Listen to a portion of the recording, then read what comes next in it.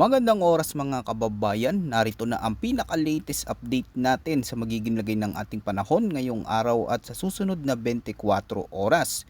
Lumakas at naging isang tropical depression na ang sistema na binabantayan natin sa may kanluran at tinawag itong Bagyong Esther.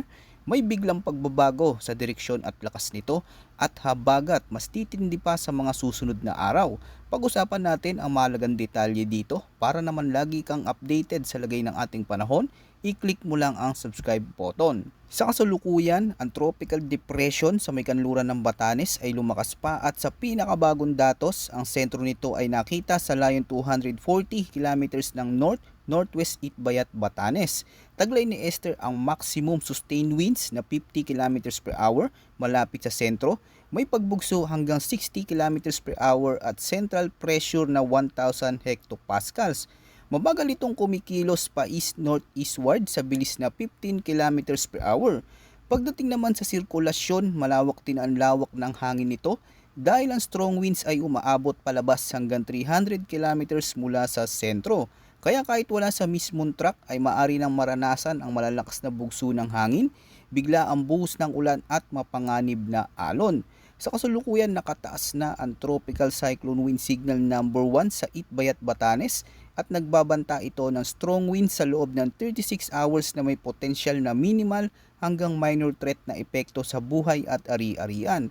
Asahan din ang paulit-ulit na bugso ng hangin at pagtaas ng alon, lalo na sa mga baybay na nakaharap sa kanluran habang dumaraan ang spiral rain bands ng bagyo. Sa latest heavy rainfall outlook naman na inilabas ng Pag-asa ngayong araw dahil sa impluensya ni Tropical Depression Esther at sa pinalalakas nitong habagat, inaasahan ng patuloy na magdadala ng malalakas hanggang matitinding pag-ulan sa ilang bahagi ng Luzon, kabilang dito ang lalawigan ng La Union, Pangasinan at Zambales, kung saan maaaring umabot sa 100 hanggang 200 mm ang kabuuang dami ng ulan. Sa ganitong antas ng pag-ulan, tumataas ang posibilidad ng pagbaha sa mga baban lugar, pag-apaw ng mga ilog at pagguho ng lupa sa mga bulubundukin at matatarik na lugar. Samantala, aabot naman sa 50 hanggang 100 mm naman ng ulan ang posibleng tumama sa Ilocos Norte, Ilocos Sur, Abra, Benguet, Bataan at sa may Batanes. Pagsapit naman bukas, June 7, inaasang mananatiling maulan ang malaking bahagi ng Ilocos Region at mga karatig na lalawigan kabilang ang Ilocos Norte, Ilocos Sur, La Union, Pangasinan at Zambales na abot sa 50 hanggang 100 mm ng ulan habang nagpapatuloy ang epekto ng habagat na pinalalakas ng Bagyong Esther.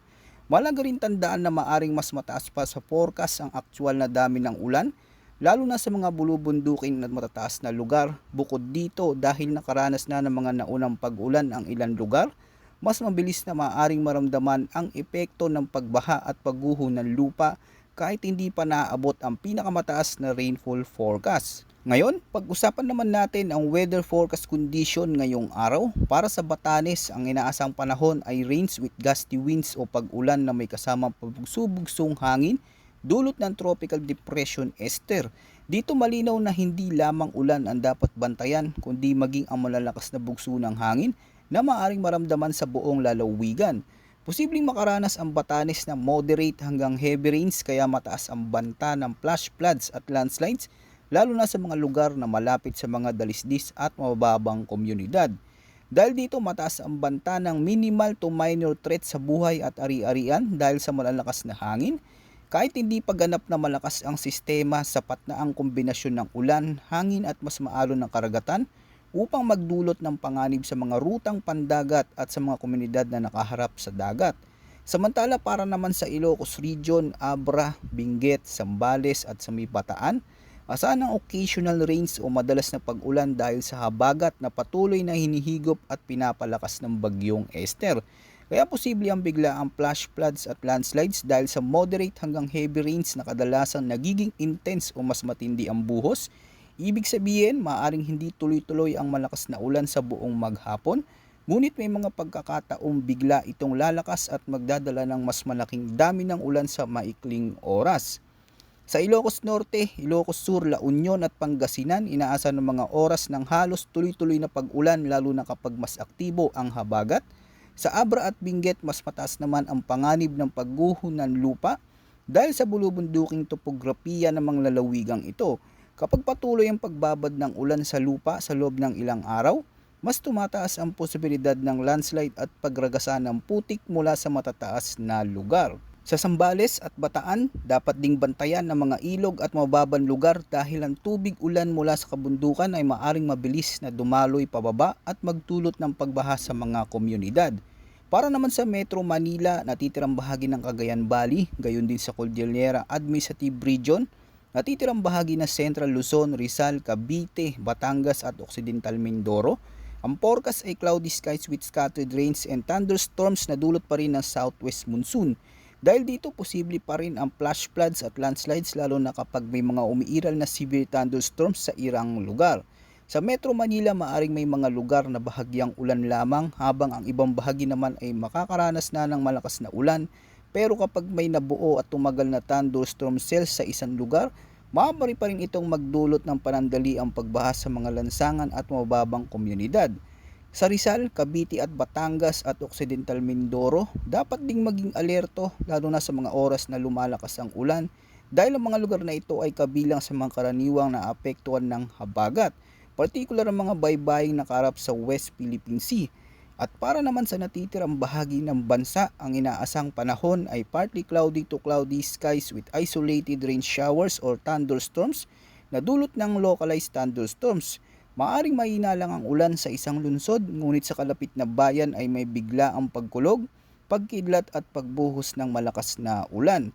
Tandaan, kapag naging severe ang isang thunderstorm, posible ang flash floods at landslides lalo na sa mga mababang lugar, mga lugar na mahina ang drainage system at mga komunidad na malapit sa kabundukan at matatarik na dalisdis. Ngayon, dumako naman tayo sa latest tropical cyclone threat forecast na inilabas ng Pag-asa. Mahalagang tandaan na hindi lamang ang mga lugar na direktang daraanan ng sentro ng bagyo ang maaaring makaranas ng masamang panahon. Kahit ang mga lugar na nasa labas ng forecast confidence cone o malayo sa posibleng landfall area ay maaari pa rin makaranas ng malalakas na pag-ulan at mapanganib na bugso ng hangin. Sinasabi din na posibleng magbago pa ang direksyon at lakas nito sa loob ng forecast confidence cone, lalo na ang malawakang pag-ulan at ang pinalalakas nitong habagat ay maaaring maramdaman sa mas malaking bahagi ng bansa. Kung titignan natin ang kasalukuyang forecast track, inaasang kikilos si Esther sa direksyong east-northeastward ngayong araw. Pagkatapos nito ay magpapatuloy ang kanyang paggalaw pahilagang silangan o northeastward habang papalayo sa kalupaan ng bansa. Ayon sa bagong datos, tuluyan nang lalabas si Esther sa loob ng Philippine Area of Responsibility o PAR bukas ng umaga June 7. Mula rito ay tatahakin nito ang karagatan sa pagitan ng Taiwan at Japan bago tuluyang kumilos patungo sa katimugang bahagi ng Japan. Pero hindi ibig sabihin na agad nang mawawala ang epekto nito sa ating panahon.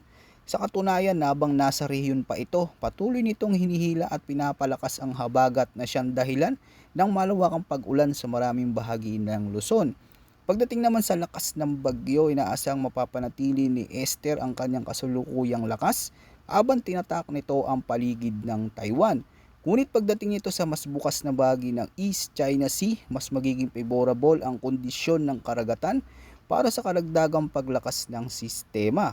Dahil dito, inaasang unti-unting lalakas si Esther at maaari itong umabot sa tropical storm pagsapit ng bukas habang nasa karagatan. Ito ang dahilan kung bakit mahalagang tutukan ng mga susunod na weather updates natin dahil posible pang magbago ang lokasyon, lakas at direksyon ng nasabing bagyo. Kaya para sa ating mga kababayan, lalo na sa mga lugar na madalas bain at landslide prone areas, ugaliing maging handa at patuloy na tumutok dito sa ating channel mga kababayan para sa pinakabagong impormasyon tungkol sa lagay ng ating panahon. Maraming salamat sa inyong suporta at huwag kalimutang mag-ingat.